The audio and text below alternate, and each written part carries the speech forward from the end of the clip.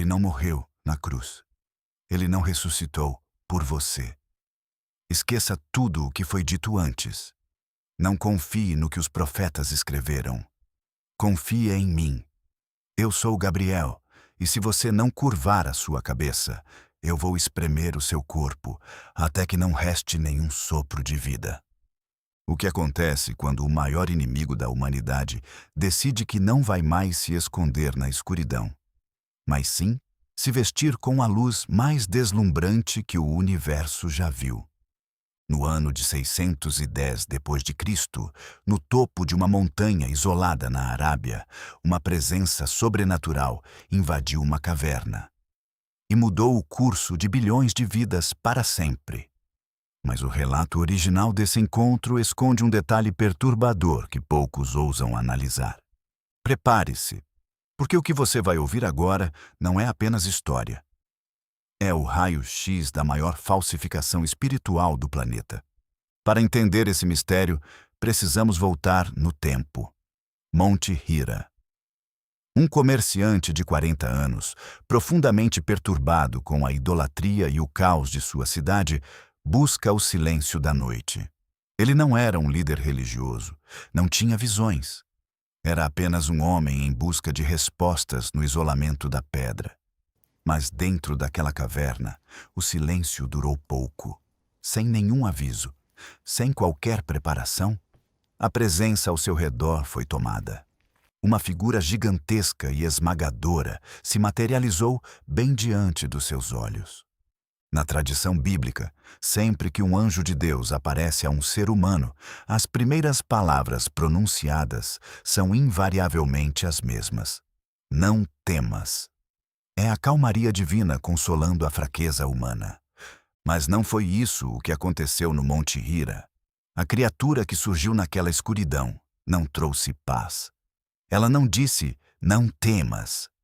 Em vez disso, avançou sobre o homem, o agarrou com uma força descomunal e começou a esmagar o seu tórax. Uma pressão tão devastadora que os ossos do seu peito rangeram e o ar foi completamente expulso de seus pulmões. No limite do sufocamento, prestes a apagar, ele ouve uma ordem seca. Recite. Esgotado e sem saber ler, ele consegue apenas sussurrar. Eu não sei recitar.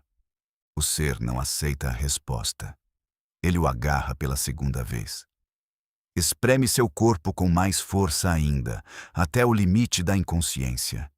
E o solta. Recite.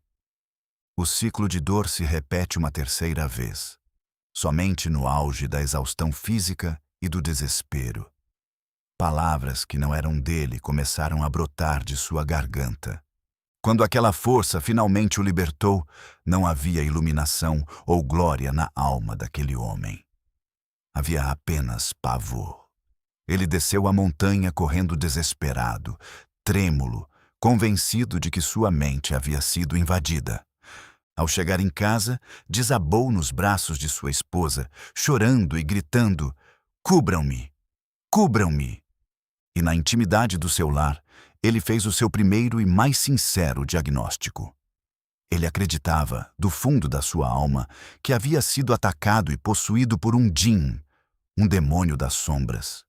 Aqui reside o ponto cego que a história tentou apagar. O instinto primário daquele homem, na carne e nos ossos, dizia que aquilo era maligno, mas a sua mente foi persuadida do contrário. Sua esposa, tentando acalmar o marido em colapso, o levou até um parente idoso que conhecia as antigas escrituras judaicas e cristãs. E foi esse homem que fez uma reinterpretação radical do trauma. Aquele que veio a você não foi um demônio. Foi o anjo Gabriel, o mesmo que falou a Moisés. A dúvida inicial foi abafada. O homem aceitou a nova versão, e a partir daquela caverna nasceu o islamismo, uma fé que hoje move bilhões de pessoas. Mas a pergunta que a teologia e a história evitam fazer é: e se o primeiro instinto daquele homem estivesse dolorosamente correto? E se o que aconteceu na caverna não foi uma visita do céu, mas um ataque orquestrado pelo próprio inferno? Para responder a essa pergunta, precisamos ativar o que a teologia chama de detector de fraudes sobrenaturais. Mais de 500 anos antes daquele evento na caverna, o apóstolo Paulo, um homem que conhecia o mundo espiritual como poucos, deixou registrados 2 avisos de emergência para a humanidade. O primeiro aviso está na segunda carta aos Coríntios, capítulo 11, versículo 14. Paulo revela uma tática de guerra do inimigo. O próprio Satanás se transfigura em anjo de luz. Preste muita atenção nisso. Paulo não diz que o mal envia um demônio grotesco ou uma figura assustadora. Ele diz que o próprio líder das trevas se veste de glória e luz cintilante quando quer enganar. Ele usa a beleza e a imponência do que ele, um dia, foi antes de cair. Mas Paulo sabia que a luz visual poderia enganar os olhos humanos. Por isso, ele deixou o segundo e mais devastador critério de checagem. Na carta aos Gálatas, capítulo 1, versículo 8, ele escreveu: Ainda que nós mesmos ou um anjo vindo do céu vos pregue outro evangelho além do que já vos pregamos, seja anátema, seja amaldiçoado. O teste de Paulo é simples e infalível. Não importa o quão brilhante seja a aparição. Não importa se ela se apresenta com o nome de Gabriel, Miguel ou qualquer outro.